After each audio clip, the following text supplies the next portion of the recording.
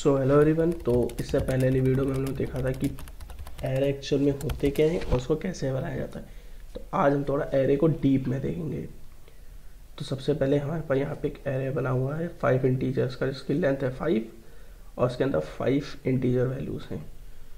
तो ये सिर्फ एरे इंटीजर तक नहीं रहता, आप चाहो तो उसको फ्लोट के लिए भी बना सकते हो, जैसे फ्लोट ARR2, और उसके अंदर जितनी भी आपको लेंथ चाहिए वो आप दे सकते हो। मैंने 5 दे दी, और उसके अंदर एक्चुअल में आप डेसिमल वैल्यूज़ भी दे सकते हो।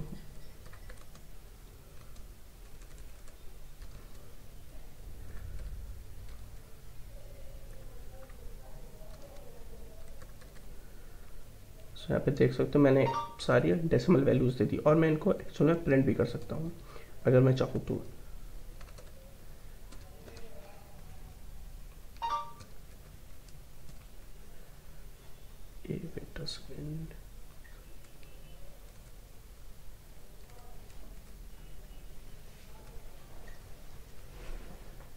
तो ये इसने वैल्यू प्रिंट भी कर दी है।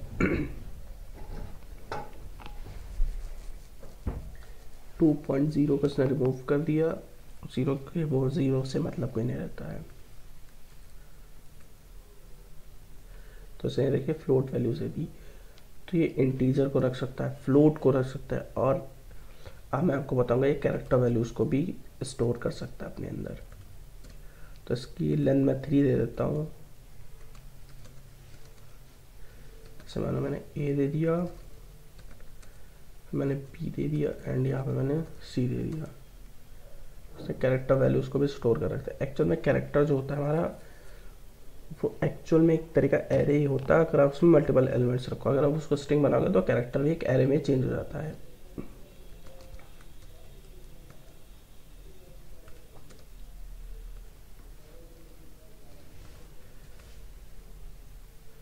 तो ये देखिए हमारा एरे चेंज हो गया। नाउ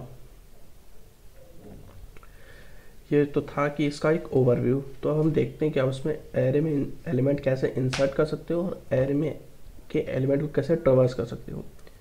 तो सबसे पहले मैं इंटीजर ए नाम से एक वेरिएबल ले लेता हूँ, जिसकी लेंथ मैंने दे दी 10, या भी मैं इसके लिए 5 ही दे देता हूँ। तो इसमें क्या होगा, मैं सारे इंटीजर्स को पहले मैनुअली इनपुट लूँगा एंड देन उसका आउटपुट प्रिंट कराऊँगा। तो इनपुट लेने के लिए मुझे लूप लगाना पड़ेगा।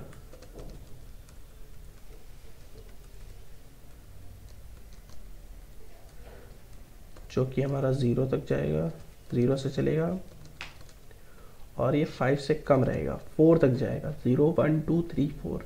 तो इसमें 5 एलिमेंट आ जाएंगे और आई प्लस प्लस कर देंगे। अब यहाँ पे मुझे लिखना है सी इन, और मुझे उस एरे की जगह पे ith वैल्यू पे मेरे को वैल्यू ले लेनी है। ये तो इनपुट का हो गया। अब यहाँ पे मेरे को आउटपुट देना है, तो आउटपुट में भी सेम लूप लगेगा, यही वाला। बस यहाँ पे एक चीज़ चेंज हो जाएगी, जो सी इन है वो सी आउट पे कन्वर्ट हो जाएगा।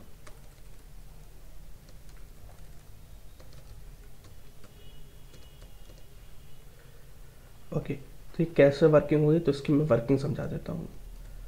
लेट सपोज सबसे पहले आई की वैल्यू 0 है, आई की वैल्यू 0 है, तो एरे ऑफ 0 पे आएगा और सी इन की मदद से वो वैल्यू इंसर्ट कर लेगा अपने अंदर।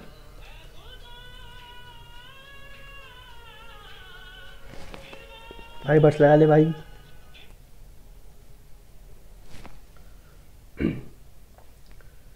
तो जैसे कि सबसे पहले आई की वैल्यू 0 हो जाएगी, फिर आई के 0 पोजीशन पे जो हम लोग वैल्यू इंसर्ट करना चाहते हैं वो 0 पोजीशन पे वैल्यू एंटर हो जाएगी। ये लूप 5 टाइम चलेगा, तो उसमें 5 जो इंडेक्सेस पे आपकी वैल्यू स्टोर हो जाएंगी। और ये वाला लूप क्या करेगा, ये लूप आपकी वैल्यूज़ को आउटपुट दे देगा। तो यहाँ पे मैं क्या करता हूँ, एक सी आउट लगा देता हूँ, जिससे पता चला ये इनपुट ले रहा है। तो enter the value of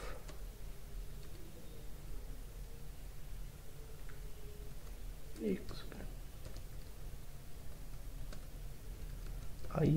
position. Okay, तो मैंने ये लूप लगा दिया, मैं इसको रन करता हूँ। जैसे रन करूँगा तो सबसे पहले से बोला 0th पोजीशन में मुझे जो वैल्यू चाहिए वो, फिर मैंने इंटर किया फर्स्ट पोजीशन पे जो वैल्यू चाहिए, सेकंड पोजीशन पे जो चाहिए, थर्ड पोजीशन पे चाहिए, जो फोर्थ पोजीशन चाहिए, और से यहाँ पे सारी वैल्यूज़ को प्रिंट कर दिया है। अगर मैं यहाँ पे एक एंड एल लगा लूँ, यहाँ पे जस्ट एक स्पेस कर दूँ, तो ये थोड़ा और अच्छा लगेगा। माइस्टिक। तो अब इसको रन करते हैं। तो जीरोथ पोजीशन में कौन सी वैल्यू चाहिए वो दे दी हम लोगों ने।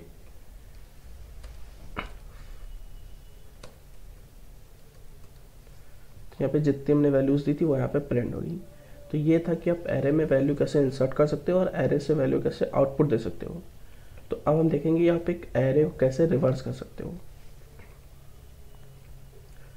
तो उसके लिए सबसे पहले हमको एक एरे चाहिए होगा। तो एक हम लोग एरे ले लेते हैं, नॉर्मल सा एरे ले लेते हैं हम लोग, एंड मुझे इसको रिवर्स करना है। तो इस एरे को रिवर्स करने के लिए हम लोग वाइल लूप का यूज़ करेंगे। तो सबसे पहले मैं एक ith पोजीशन 0 रख लेता हूँ और j की पोजीशन में 4 रख लेता हूँ, और मैं यहाँ पे लगाता हूँ वाइल। तब तक लूप चलाओ जब तक i की value is less than j, i की वैल्यू छोटी है j से, तब तक मेरा लूप चलेगा।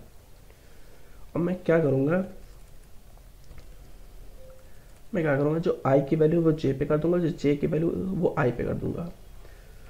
तो इससे होगा ये, जब i की वैल्यू मेरी 4 पे होगी और j की वैल्यू 9 पे होगी तो ये एक दूसरे स्वैप हो जाएंगे। फिर जब i की वैल्यू 1 पे होगी और j की वैल्यू 3 पे होगी तो ये दोनों आपस में स्वैप हो जाएंगे। और जो बीच का नंबर है, यहाँ तक आते आते जो हमारा j होगा वो i से छोटा हो जाए, लास्ट कंडीशन बचेगी, तो वहाँ पे कोई स्वैप नहीं होगा, तो फिर हमारा कोड चल जाएगा और लास्ट में हमारा जो एरे है वो रिवर्स हो जाएगा। तो हम लोग स्वैप फंक्शन का यूज़ कर सकते हैं यहाँ पे।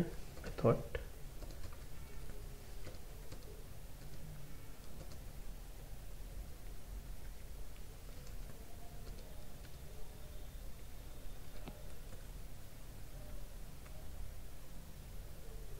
ओके, तो यहाँ मैंने इंट नहीं लिखा है। एट लास्ट मुझे यहाँ पे एक बार वाइल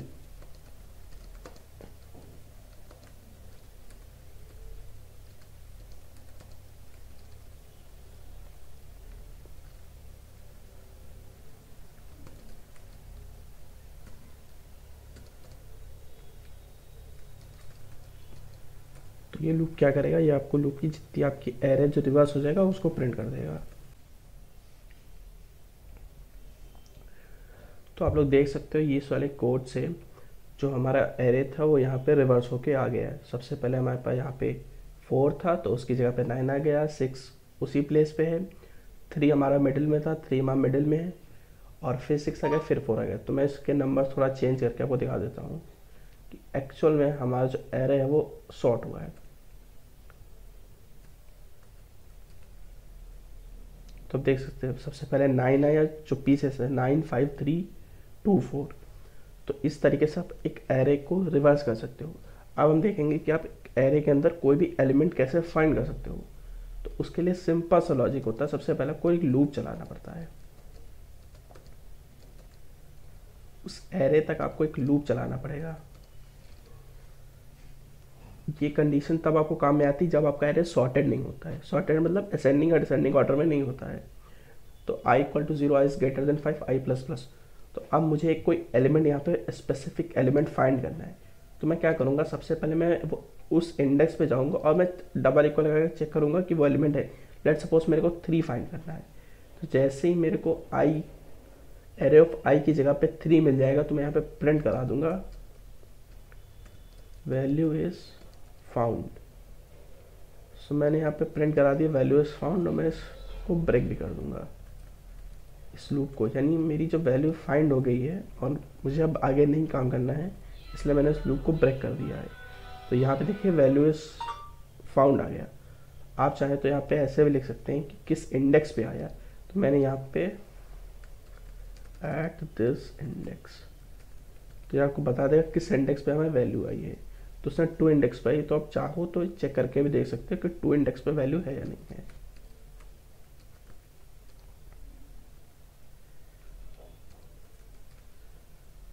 तो यहाँ पे देखो वैल्यूज फाउंड एट 2 और 2 इंडेक्स पे 3 वैल्यू है। तो हमने 3 को चेक किया तो 3 पे वो वैल्यू है। तो ये था थोड़ा ब्रीफ इंट्रोडक्शन अबाउट एरेस कि एरेस का कैसे काम हो सकता है, एरेस का किस तरीके से आप काम हो सकता है। और भी क्वेश्चंस मैं इस पर लाता रहूँगा। तो अगर वीडियो अच्छी लगी तो वीडियो को लाइक कर दें, चैनल को सब्सक्राइब कर दें।